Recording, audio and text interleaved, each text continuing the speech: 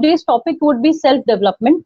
So when I say self-development, we are going to cover the topic called as positive and confident communication. Because that is one area that everybody wants to learn for. So I thought I'll pick up that topic.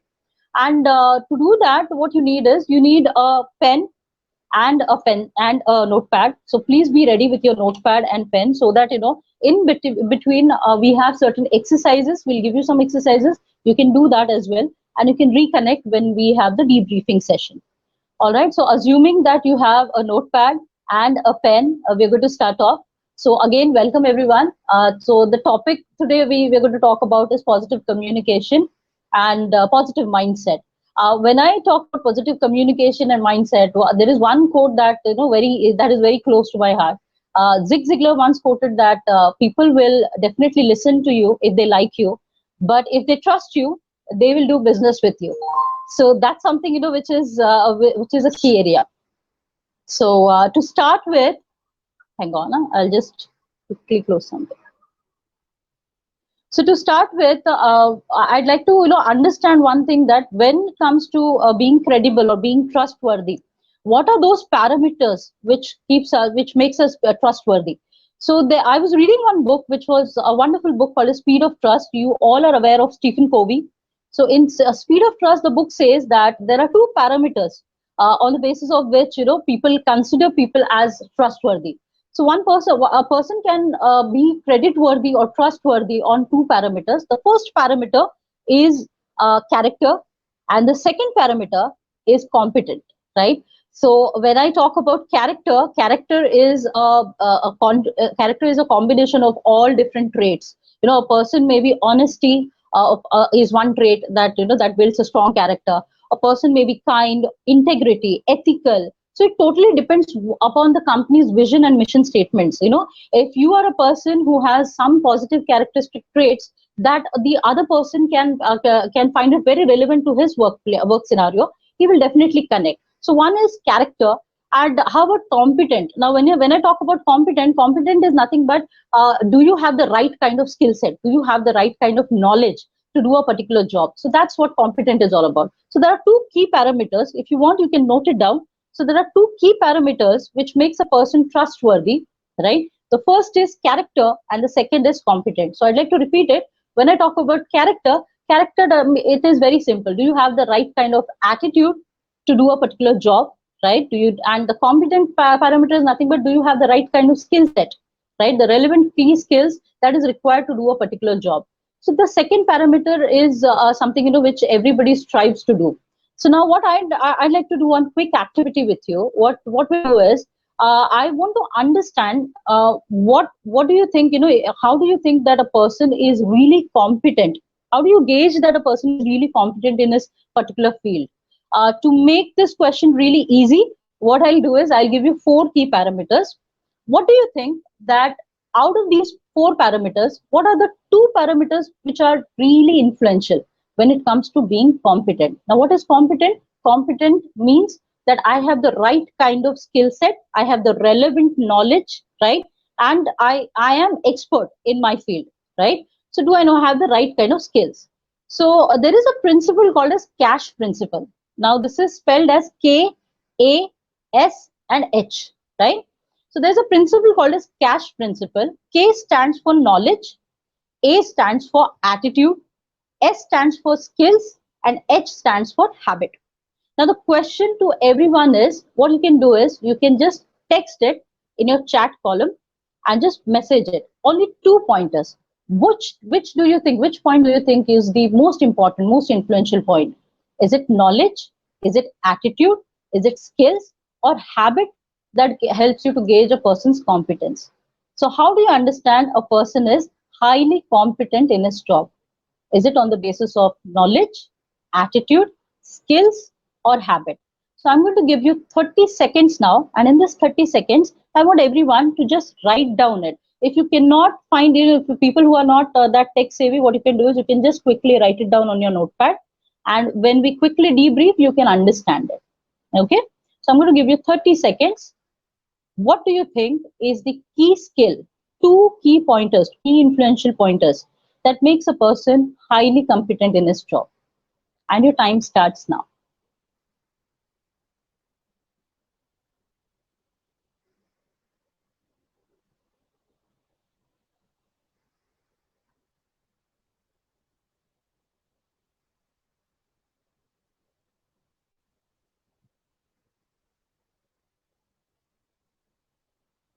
I can see some people typing knowledge, skills. I can see a few people writing attitude, skill.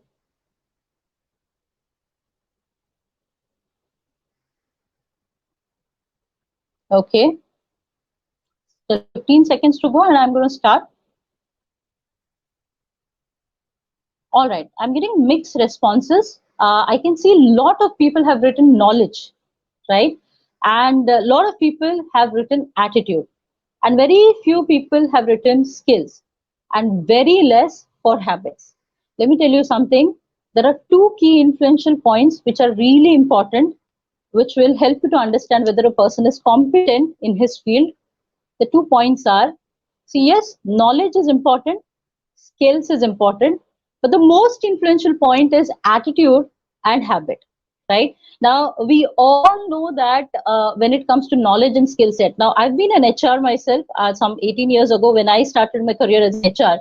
The one thing that my bosses has had really made a statement that when you are recruiting a pure person, please see that if the person has a skill issue, no problem.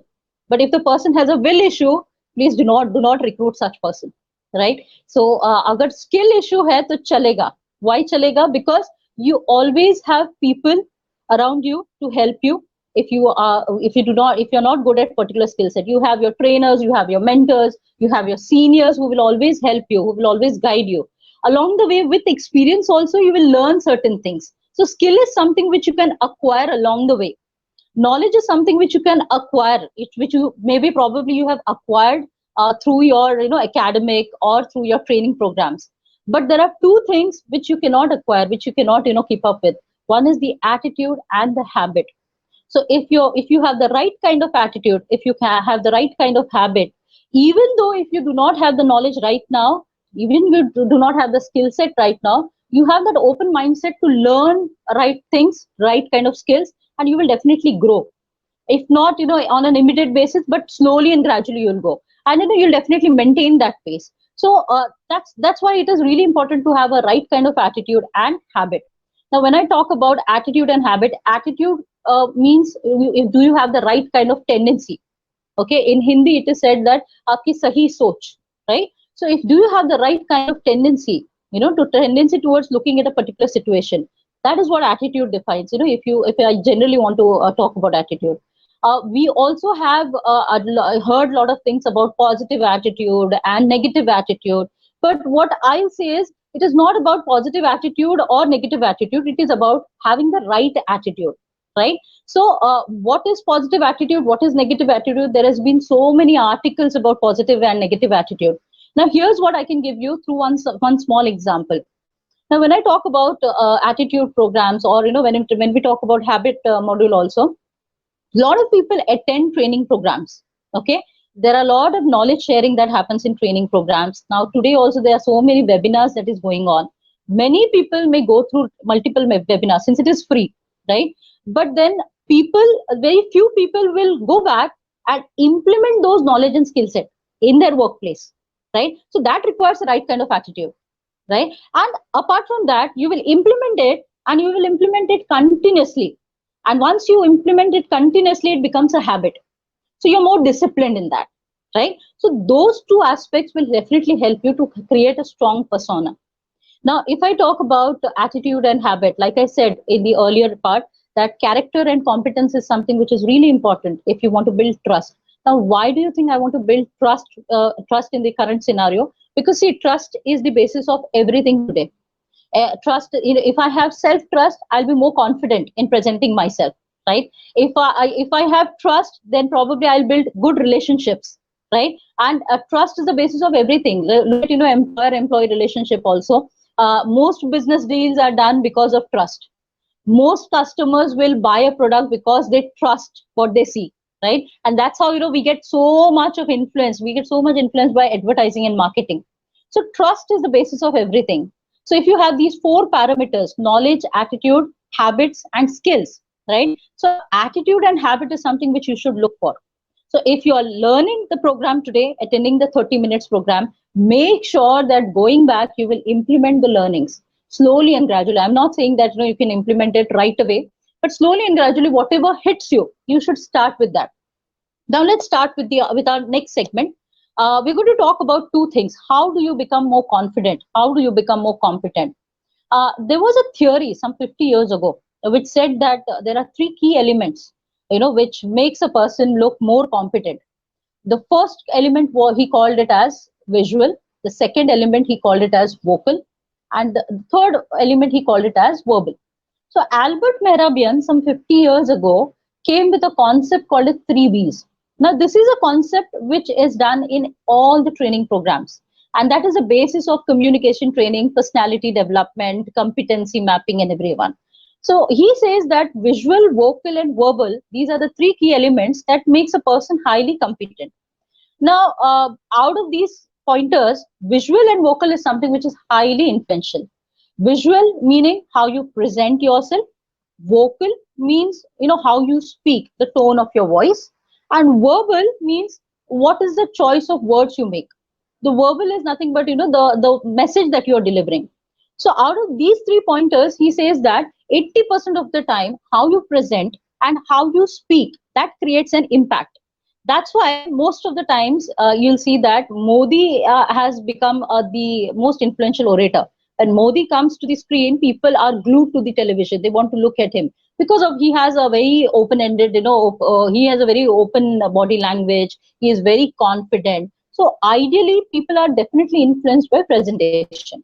So that's how all the communication books talk about body language and the other aspect.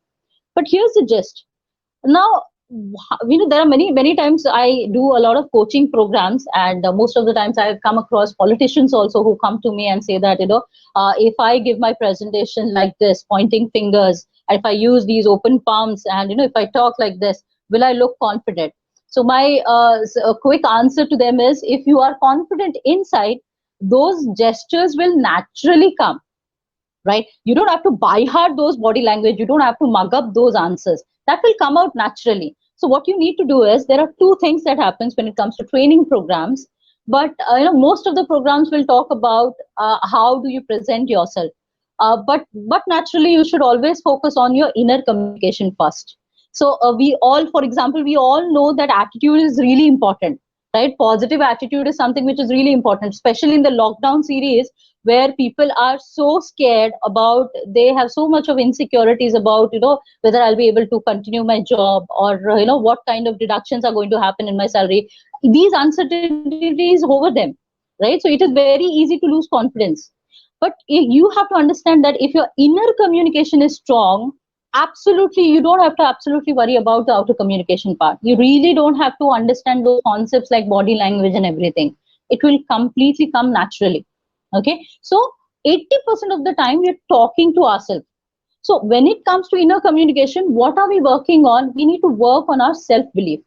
I'd like to give you one quick example. What I'm going to do is, I'm going to show you a notepad. I'm going to give you an exercise, and then I'm going to mute for 1 minute. You're going to do the activity, and then I'll talk about the inner communication part to help you understand how inner communication works and what can you do to have a good positive self talk.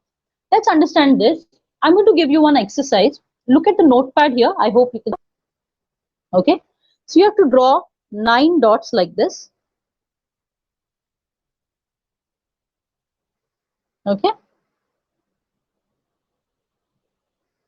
hope you can see this. Okay, so these are the 9 dots. You have to connect all the 9 dots with 5 straight lines without lifting your pen. I know you must have heard about these exercises, but I want you to do this exercise. There's a very important point I'm going to talk about after this exercise. So these are the 9 dots. I want you to connect all the 9 dots with 5 straight lines. How do you do that? It's up to you, without lifting your pen. So I'll repeat it again.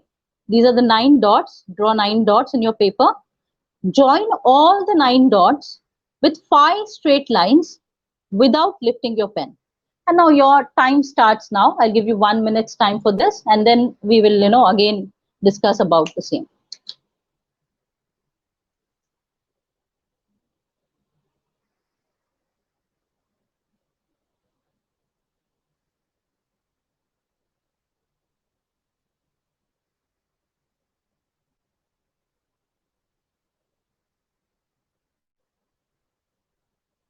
So you have to join all the 9 dots without lifting your pen.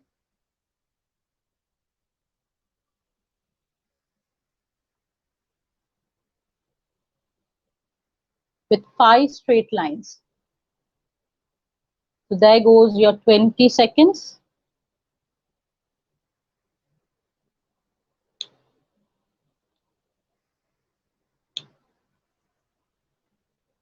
Another 30 seconds to go.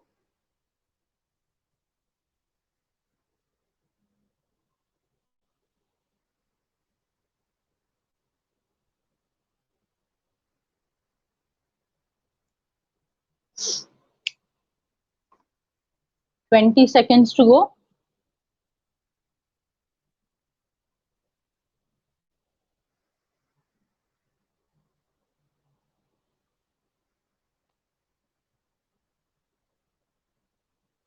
Ten seconds.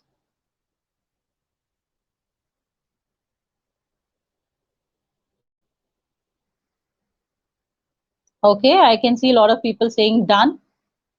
And I'm assuming that most people are done with the activity. You may get answers like this. So you may either get answers out of 3 or some other answers as well. All right, I hope you can see the screen.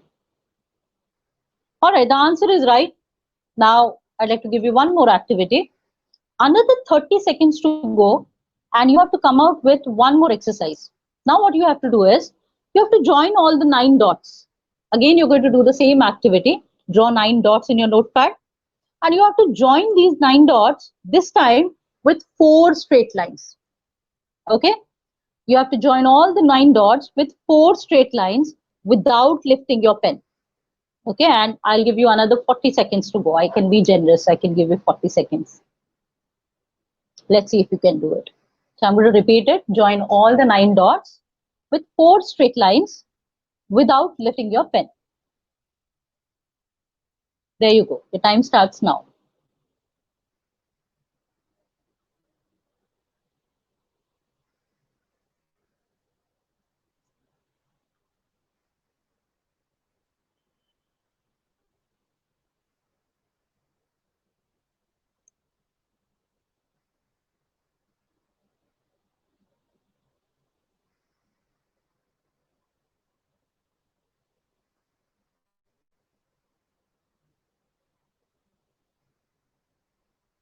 Keep trying. Don't think about the results. Just keep focusing. Trial and error is the key. So keep working.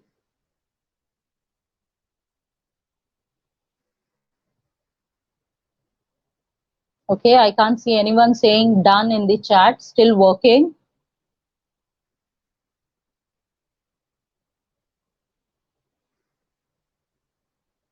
Okay, somebody has just sent a message. Do you have the answer? Yes, I am going to share the answer. I do have the answer. Okay, I have one person saying done. All right.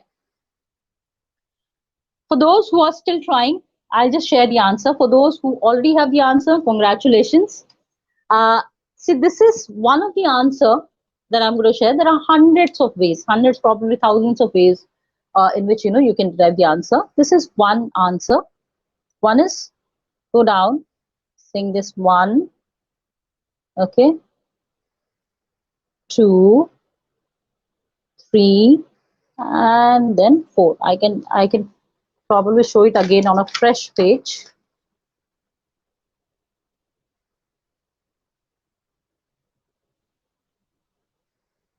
So that's how it's done. 1, okay, 2, and 3. I think this is much clearer than the earlier one. All right. Now, one question to those people who did not get the answer. Why do you think you did not get the answer? Why do you think, keep asking yourself, why do you think, where were you searching the answer? Most of us, we end up, when I do the training program in a live session, I usually see that people try to get the answer in the box itself, rather than getting out of the box. Very few people will go out of the box. Many a times we've seen this image and still we can't find the answer. What is the reason behind it? The reason behind it, in NLP we call this concept as mind conditioning. What is the term mind conditioning? Mind conditioning is nothing but the mind is conditioned to believe something based on your past experience. For example, when I gave you the first activity with 5 straight lines, you could draw it, and you could draw it in the box itself. But when I gave you the 4 straight line activity, you were not able to draw it. Why? Because your mind says that last time I got the answer in the box, so this time also I'll get the answer in the box itself. So you keep searching the answer in the box. So that's how our mind is developing patterns. So our mind is working on patterns. For example, you're walking, let's say, after work, you're walking towards your home, and in the midway, you get a phone call. Now, do you give instructions to your mind saying that, okay, I'm talking to this person, probably, I'll store the instruction in my mind, like you have to take 10 steps ahead, go right side, go left side, and then go upstairs. No, you don't do that. Your mind automatically, it knows where to go. So while you're talking to your colleague, you can still reach your destination. So that's how our mind works on patterns. And sometimes, friends, these patterns are so strong that it is very difficult to break, and it is very difficult to go out of the box. So that's the concept in NLP called as mind conditioning. So there are so many experiences in our past that kind of change us, and that doesn't allow us to give our full potential, give our 100%. So now let me share a very interesting story, a real life story which I have heard, which I was reading in one of the books. I read a lot of books, and books opens your mind. Books really helps you to, and especially in times of these, you should really read books. In one of the books, there was a very interesting story of a worker who accidentally locks himself inside a storage unit. So the storage unit has freezing temperatures. So he quickly realizes that if I don't go out of the storage unit, I'll be locked here, and I'll probably die in hours time. So he starts yelling and banging at the door, desperately calling up for help, and he does that for nearly hours. And then finally he gives up. Then he feels that this is the end, and I don't think I can ever see my family again. So he starts thinking about his family, and then while he's thinking about his family, he starts scribbling something on the wall. So he starts writing a message for his family. He writes a message for his wife. He writes a message for his son, and then he starts writing what is he feeling. So he starts writing that I'm having cold feet, my hands are turning cold, I'm slowly and gradually getting into a deep sleep, and those were his last words. He wrote that and he died. Next day, when the fellow co-workers found his body, it was discovered that he froze to death. And the sad part about the story is that the day he locked himself inside the storage unit, the refrigeration broke out. The refrigeration unit was not working. And this poor fellow, he didn't know that. So what do you think killed him? I'm going to give you 15-20 seconds now. Think about it. Put that message in your chat and tell me, what do you think killed him? Okay, I've got one answer. Fear. Okay, fear. Absolutely, fear. It's really I'm starting to enjoy this session as many people are participating. I can see 8 to 10 messages saying fear. Bang on. Fear is the basis of all negative emotion, and that's why fear का एक और definition है. Fear is also said that fear acronym is used for false experiences appearing to be real. Science has proved that our central nervous system cannot discriminate between what is an actual event and what is an imaginary event. So we are not capable of determining that.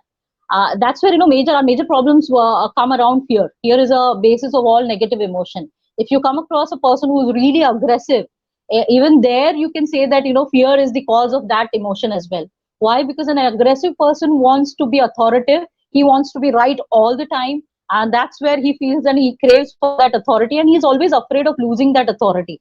So that's again, fear comes as a cause for all the negative emotion. If you come across people who are depressed, even depressed person is always afraid of losing something, or he has lost something.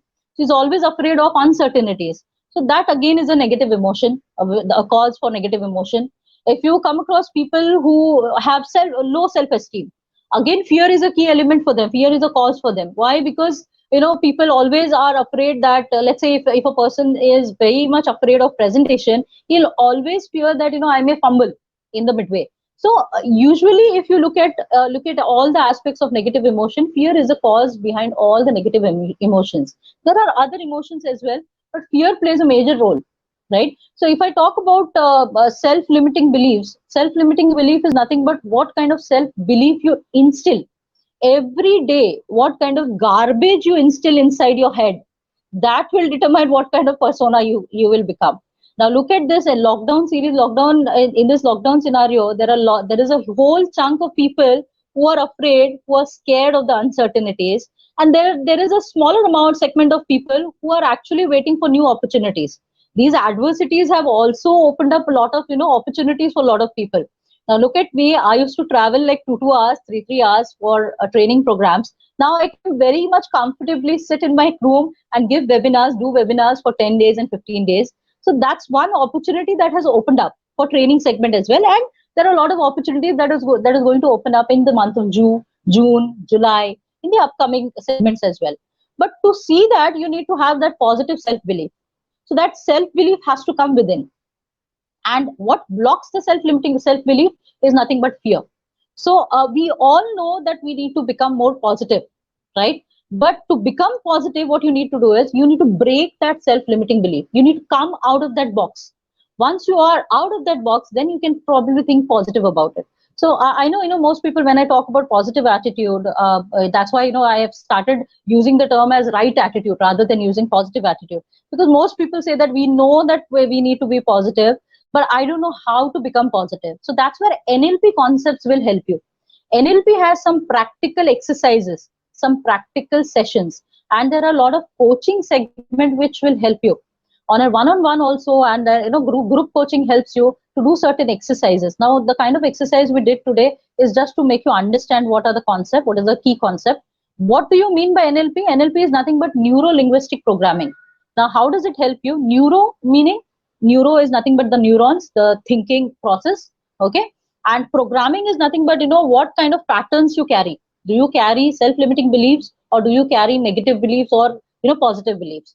So if your pattern is negative, there are some exercises in NLP which will help you to come out of those patterns and to create new patterns. New patterns meaning it will help you to come out of that box and become more result oriented or achieve your life goals more confidently.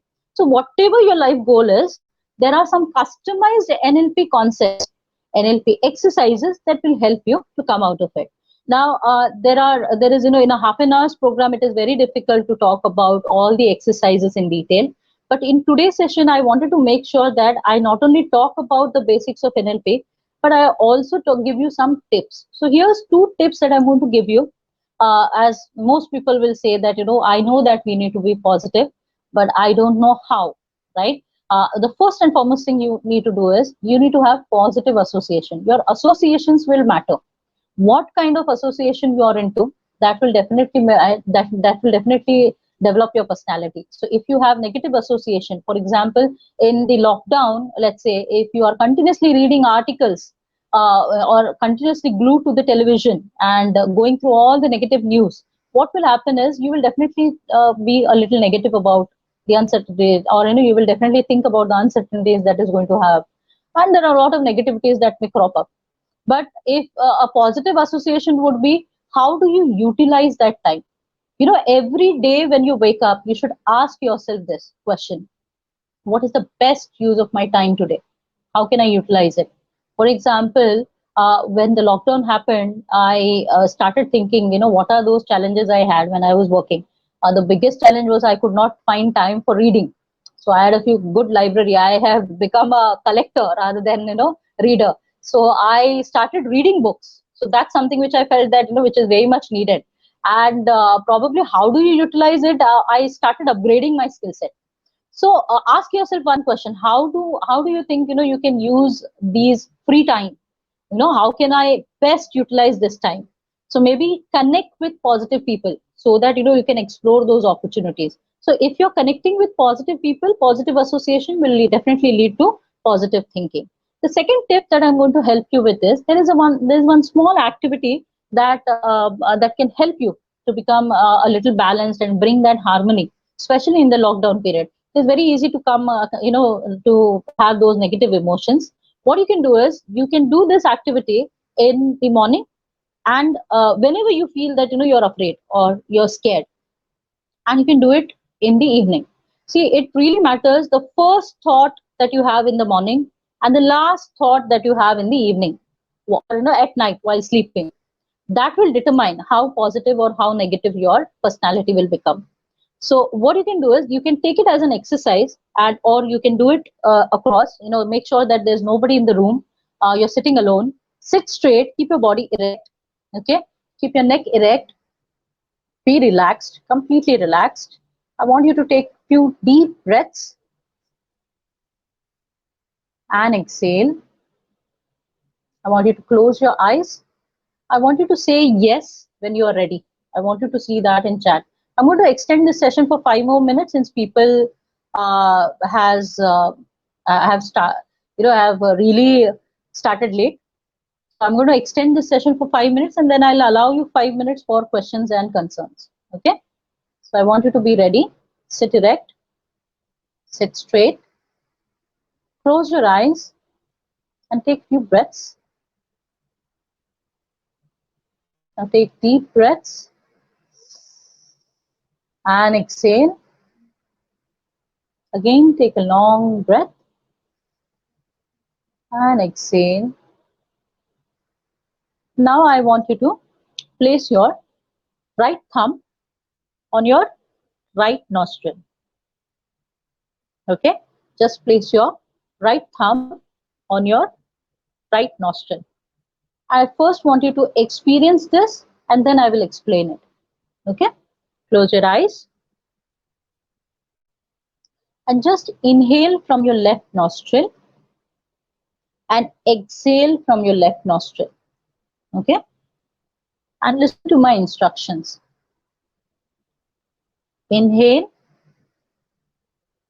and exhale from the same nostril. I'm going to do some counting, and you have to maintain the pace. Inhale 1, 2, 3, 4. Exhale 4, 3, 2, 1. Inhale 1, 2, 3, 4. Exhale 4, 3, 2, 1. Keep your eyes closed while you're doing this exercise. Inhale 1, 2, 3, 4.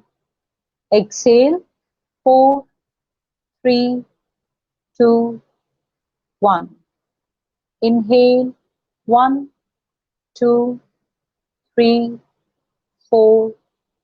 Exhale 4, 3, 2, 1. You have to maintain this pace. You have to continue this exercise for nearly 1 minute. I'm going to wait for 1 minute's time.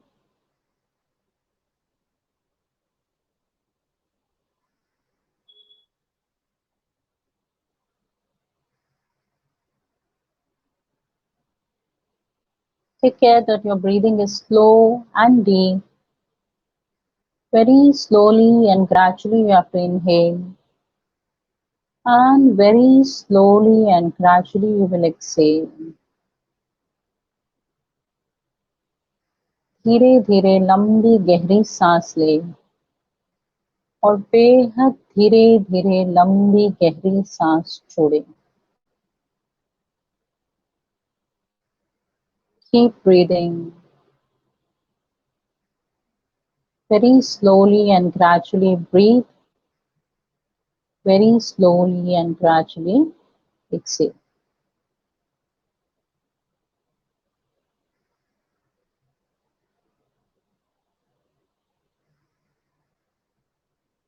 Relax. Now you must be wondering, what is this, part of yoga or something? There are some exercises in NLP as well as in lot of wellness programs as well that helps you to manage anxiety and depression. At one point I had a meditation center as well, wherein we used to train. We were open. We kept these meditation sessions free for underprivileged people, for depression patients, for HIV and AIDS patients as well.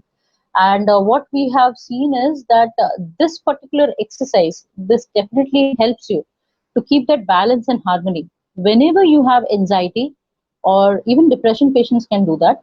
Whenever you have these feelings of, scare, maybe, having phobia. For example, most presenters have these last minute chills. What you can do is you can do this activity. When you do this activity exercise on a daily basis, this and there are other exercises as well in NLP, which talks about visual relaxation and visual programming, so that you become more confident there. This will definitely help you to have that balance, because our right nostril is connected to our physical self, our left nostril is connected to our mental self. So the mind is connected to the left nostril. So when you do this exercise on a daily basis, what happens is it helps you control your mind. And also it is seen that, the lot of health problems like blood pressure, it is reduced. Most hypertension people can control their blood pressure because of this one simple activity. So it is very simple. You just have to breathe, right? I think, with this, I'd like to end our segment on communication and positive and confident communication. There are a lot more concepts in Ready Set Go. After this session, you can go back to the link, or you can get in touch with our coordinators, who will definitely help you to go through the outline. I can give you some brief about Ready Set Go. It will help you in 3 to 4 areas. One is, as I said, it is a self-development program, which is NLP-based self-development. It has a lot of exercises and activities, and it is a highly interactive module. Like you saw in 30 minutes time, it was very interactive. We will give you exercises. You can look at the videos. It is like a coaching. It's like a live session wherein you can ask questions. Your queries and questions are addressed, and slowly and gradually, with 8 sessions every day, you're going to spend 75 minutes with me.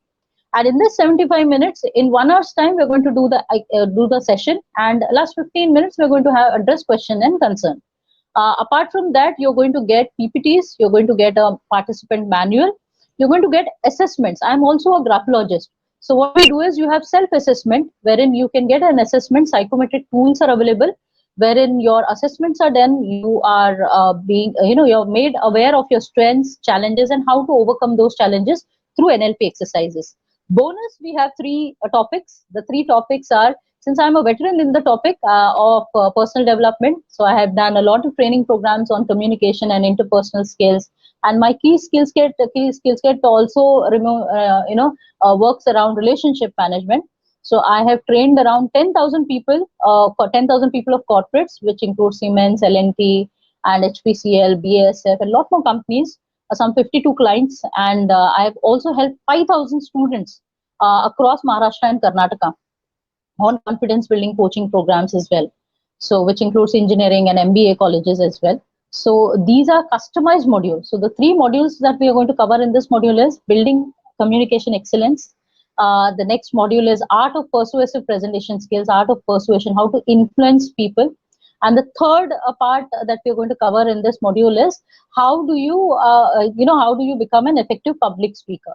So how do you, if you have a phobia of public speaking, how do you cater to that? So now the other details, probably, you can go through the outline. The entire module will cost you 4,000, I think, 3,500 plus taxes. Usually these modules are for 5,000, but since it is first come first service, so for the initial training program, the initial participants will have this discount. So we have, I think, you can check with the taxes what is the actual amount. I think it is 4,100 something, 4,200 something with the taxes. You can check with the outline or with the link that has been sent to you.